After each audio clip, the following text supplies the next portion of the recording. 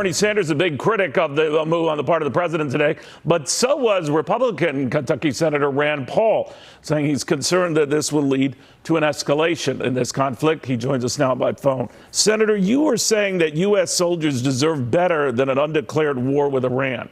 Do you think that's what we're looking at here? I think the problem is that there is an open question whether or not attacks from Iran are more or less likely. You can say that Soleimani was plotting to attack the U.S. May well be true, but with his death, do you think it's more or less likely that Iran and their militias and their proxies will attack the U.S.? I would argue that it's much more likely. And I think as you have an escalation, if they were to kill U.S. soldiers, there will be another response from us, which will be a further escalation. I think without a declaration of war, without Congress and the American people behind it, what you get is a messy mission. You get a mission of escalating intermittent violence, but it really has no purpose or plan, and the country hasn't been told to be united.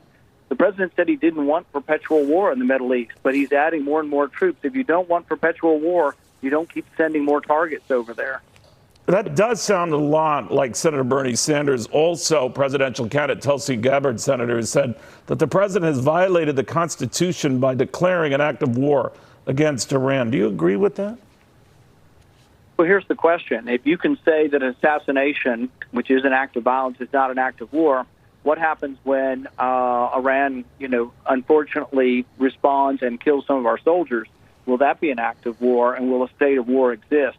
In the past, when presidents have sent missives to the Congress saying that war exists, they don't ask to declare war. They usually typically write a letter to Congress saying a state of war exists. So I think that may be what happens. If the response to this is an excessive and unfortunate attack on U.S. soldiers, I think a state of war will exist. And so I don't think you can do an assassination with it like this and not think or at least believe that one of the unintended consequences will be war with Iran. So that's why we in the Constitution didn't allow one person to make these decisions. Assassination or however you get involved in war, any of these things were to be done only with the will of Congress as the will of people. And so this was something we adhered to fairly strictly for 150 or more years, and then the last 50 to 100 years we haven't done so well. Your colleague, Senator Marco Rubio of Florida, sir, had said that Soleimani was indeed plotting a coup in Iraq, that this was not an assassination, that he was in Iraq in violation of the UN Security Council travel ban, and that his plot was to kill American soldiers. So we had to take him out. What do you say?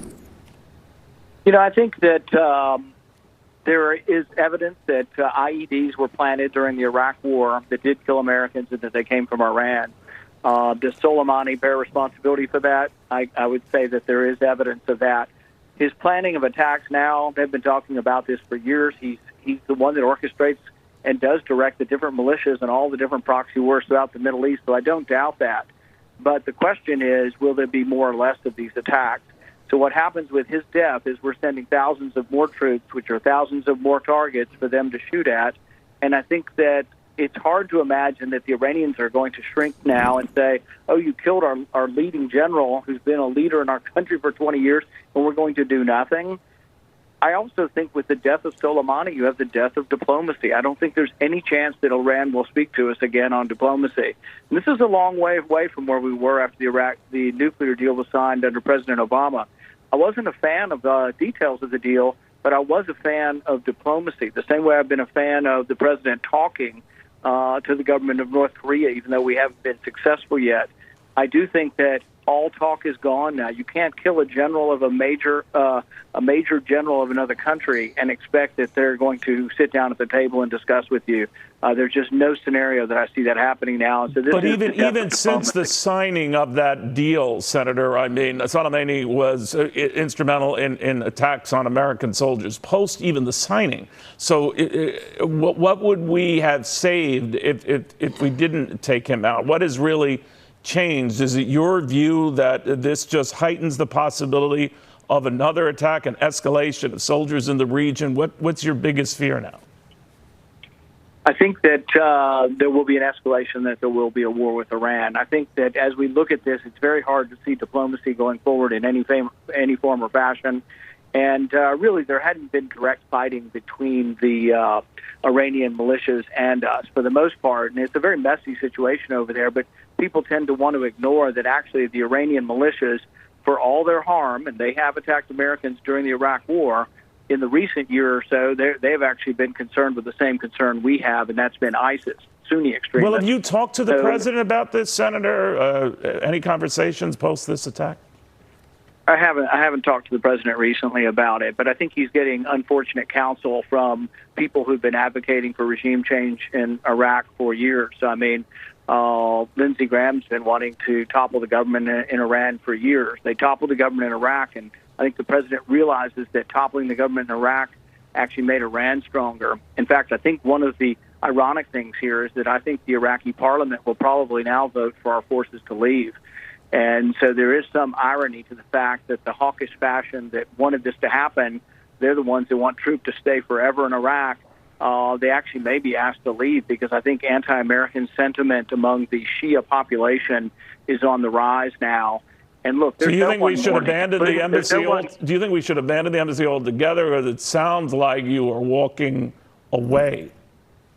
No, I think that there's no one here mourning for the death of Soleimani, including myself. I think that he is a person who has been involved in the deaths of Americans.